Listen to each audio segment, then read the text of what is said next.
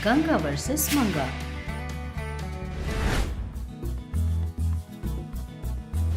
एक दिन सूर्यकांतम मंदिर जाकर घर वापस आ रही थी। रास्ते में एक स्कूल के बाहर एक गरीब आदमी बैठकर आइसक्रीम बेच रहा था। वो आदमी स्कूल के बच्चों के साथ बहुत ही अच्छे से बात करते हुए उन्हें आइसक्रीम दे रहा था। वहीं थोड़ी सी दूर पर एक लड़का खड़ा होकर देख रहा था। उधर सभी बच्चे आइसक्रीम खा रहे थे, पर वो दूर खड़ा आइसक्रीम की आशा से उन्हें देख रहा था। ये सब देखकर सूर्यकांतम मन में, बेचारा बच्चा, पैसे नहीं है, शायद आइसक्रीम नहीं खरीद सकता, इसीलिए देख रहा है, मैं दिलाती हूँ, सोचते हुए उस बच्चे के पास जाने लगती है कि इतने में ही आइसक्रीम बेचने वाला आदमी बच्चे को देखकर, क्या बात है बेटे, भूख लग रही है क्या बेटे? आजा आजा, आइसक्रीम खाओ। भूख तो लग रही है, पर मेरे पास पैसे नहीं हैं। कोई बात नहीं बेटा, पहले तो तुम आइसक्रीम खाओ। बोलकर आइसक्रीम देता है। वो बच्चा आइसक्रीम लेकर बहुत खुश हो जाता है और तुरंत ही आइसक्रीम खाने लगता है। तुम्हारा नाम क्या है बेटे? मेरा नाम भीमड़ू है। अच्छा भीमुड़ू, बहुत अच्छा नाम है। मेरा नाम रामुड़ू है। पर तुम्हारे माता पिता कहाँ हैं? मेरे माता पिता मर चुके हैं, मेरा कोई नहीं है। अच्छा बेटे, रो मत, चुप हो जाओ बेटा। ठीक है, फिर क्या तुम मेरे साथ रहोगे? मेरा भी कोई नहीं है, तुम्हें बहुत अच्छे से रखूंगा, बहुत पढ़ाऊंगा भी।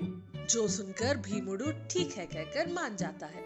ये सब देखकर सूर्यकांतम मन में सोचती है, ये आइसक्रीम बेचने वाला शायद बहुत अच्छा इंसान है। भूखे बच्चे को बुलाकर उसे आइसक्रीम खिला रहा है। कोई नहीं है कहने पर मैं सब कुछ देख लूंगा कह रहा है, पर इसे देखने पर लगता है इसके पास भी ज्यादा पैसे नहीं है। वो बच्चे को कैसे पढ़वाएगा?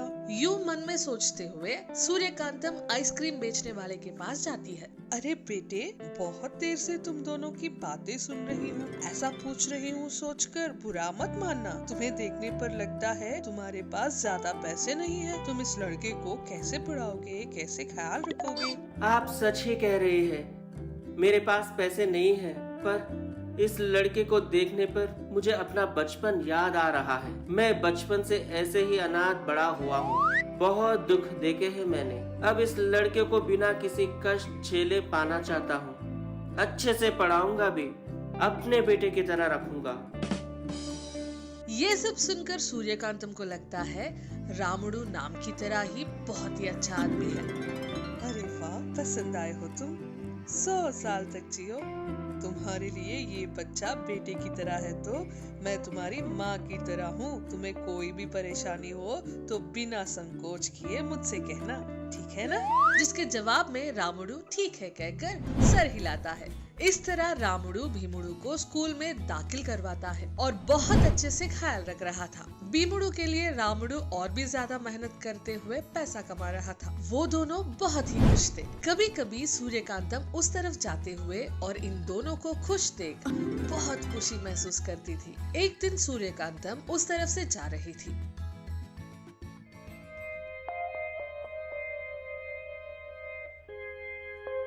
क्या है ये लोग, क्या हुआ है इन्हें, कहते हुए सोचने लगती है। उतने में ही थोड़ी दूर पर भीमुडू आते जाते लोगों से पैसे मांगता देख सूर्यकांतम हैरान हो जाती है। सूर्यकांतम भीमुडू से पूछती है, क्या हुआ बेटे, क्या बात है? स्कूल जाए बिना यहाँ भीख मांग रहे हो? रामुडू कहाँ है? तब भीमुडू रोते हुए, वो हर रोज की तरह है। मेरा रामुडू आइसक्रीम बेचने के लिए गया था। अम्मा, वहाँ पर कुछ गुंडों ने हफ्ता देने के लिए कहा। बेचारा रामुडू 1-1 रुपया जमा करके मुझे पढ़ा रहा है। ऐसे में उस दिन की पूरी कमाई उन लोगों को कैसे दे देता? नहीं दूंगा कहकर जोर से बोलने पर रामुडू को मार कर वो लोग पैसे लेकर आइसक्रीम की गाड़ी तोड़कर चले गए। बेचारे रामुडू को बहुत दर्द हो रहा है, इसलिए मैं दवाई के लिए पैसे न होने के कारण लोगों से भीख मांग रहा हूँ। ये सब सुनने के बाद सूर्यकांतम को रामुडू और भीमुडू पर बहुत दया आती है। उन दोनों के प्यार अनुबंध को देखकर बहुत अच्छा लगता है। उसी समय उन गुंडों पर बहुत ही गुस्सा भी आता है। तुरंत ही भीमुडू को लेकर रामुडू के पास जाती है। अपने मैजिक से रामुडू के सभी चोटों को गायब कर देती है और टूटे हुए आइसक्रीम के ठेले की जगह पर मैजिकल आइसक्रीम का ठेला देती है, जो देखकर वो दोनों बहुत खुश होते हैं। तुम्हें इतनी बड़ी मुसीबत में भी अपनी ये माँ याद नहीं आई क्या? ठीक है, जो हो गया सो हो गया। अब से तुम किसी से भी मत डरना। ये मैजिक आइसक्रीम का ठेला है, ये तुम उन लोगों को प्यार से दो, बस बाकी सब वही देख लेगी। ये सुनकर रामुडू और भीमुडू बहुत खुश हो जाते हैं। अगले दिन गुंडे हफ्ता वसूल करने के लिए फिर से आते हैं। सूर्यकांतम ने जो कुछ भी कहा वो सब याद करके हिम्मत से रामुडू बिना डरे वहीं खड़ा रहता है। क्या है, कल खाई हुई मार काफी नहीं है क्या? हफ्ता निकालो। कल आप लोगों ने दिया था और आज मैं दूंगा। जो सुनकर वहाँ खड़े सभी गुंडे रामुडू को देखकर जोर से हंसते हैं। उनमें से एक और गुंडा क्या अब तुम हमें मारोगे? मारो तो सही। नहीं भैया, मैं जो आपको देखने वाले थे वो जो आपने कल दिया था ना, वही नहीं है, आइसक्रीम है। बोलकर उन लोगों को आइसक्रीम देता है।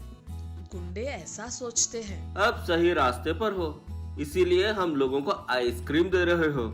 दो आइसक्रीम दो, अच्छे से खाकर दिखाते हैं। तब रामुडू सूर्यकांतम के दिए मैजिकल आइसक्रीम के ठेले में से आइसक्रीम निकालकर उन्हें देता है। उसे खाकर वो लोग बहुत कूल हो जाते हैं। उनमें से अच्छाई और इंसानियत बाहर आने लगती है। वो रोते हुए रामुडू से कहते हैं, तुम कितने अच्छे हो, आपके पास से पैसे लेकर हमने बहुत बड़ी गलती की है, अब कभी भी आपके पास नहीं आएंगे।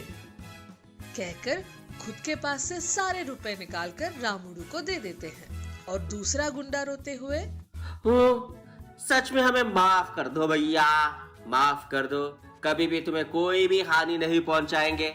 तुम्हें कोई भी मदद चाहिए हो तो हमें बताना ब्रदर, हम हैं तुम्हारे लिए। कहकर रोते हुए चला जाता है। तब रामुडू मन में सोचता है, इस ठेले में से जो भी आइसक्रीम खाएगा उनमें से सच्चाई और इंसानियत बाहर आएगी। अम्मा सूर्यकांतम, थैंक्स अम्मा। मन में कहता है। तब से उसे जो भी सताने के लिए आता उन्हें ये मैजिकल आइसक्रीम देता। वो लोग रामुडू को सताना बंद करके हेल्प करके चले जाते। इस तरह रामुडू और भीमुडू बिना किसी कष्ट के खुशी खुशी रहने लगे। अरे तुम्हें आइसक्रीम चाहिए, सीधे सीधे पूछ सकती हो ना।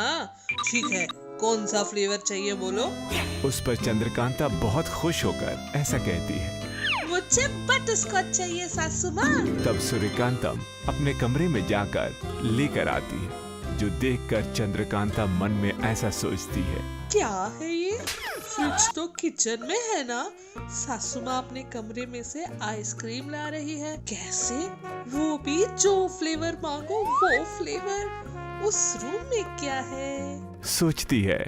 सूर्यकांतम के लाए हुए आइसक्रीम को खाते हुए चंद्रकांता सूर्यकांतम से ऐसा कहती है, आइसक्रीम किचन में से ना लाकर अपने रूम में से ला कर दिया आपने। क्या है आपके रूम में? सब सुनकर सूर्यकांतम मन में ऐसा सोचती है, अरे बाप रे, इसे अगर मैजिकल फ्रिज के बारे में बताया तो वो जाकर कोई न कोई बेकार काम करेगी। इसे बिना बताए रहना ही ठीक रहेगा। मन में सोचकर चंद्रकांता से ऐसा कहती है, तुम्हें किस लिए? चुपचाप आइसक्रीम खाओ। जिस पर चंद्रकांता का शक और भी बढ़ जाता है। वो अपने मन में ऐसा सोचती है, मेरी सास जरूर मेरे पास कुछ छुपा रही है, कुछ भी करके पता करना होगा। सूर्यकांतम के ना होने का टाइम देखकर धीरे से किचन में जाकर फालूदा बनाती है। मैजिकल लैंप में से जीनी को बुलाकर कहती है, भाई जीनी, क्या कर रहे हो भाई? फालूदा खाओगे क्या? कहकर बुलाती है, जो सुनकर जीनी बाहर आकर ऐसा कहता है, बोलो दीदी, क्या बात है, मुझसे क्या काम आ गया तुम्हें? चंद्रकांता शॉक्ड हो जाती है। मुझे तुमसे ये कहना है, ये तुम्हें कैसे समझ में आ गया? तुमने प्यार से फालूदा पियोगे क्या भाई कहकर पूछना, इसलिए मुझे समझ आ गया तुम फ्री में कुछ काम नहीं करती हो ना। अरे इतनी तारीफ मत करो मेरी। ठीक है, सुबह मेरी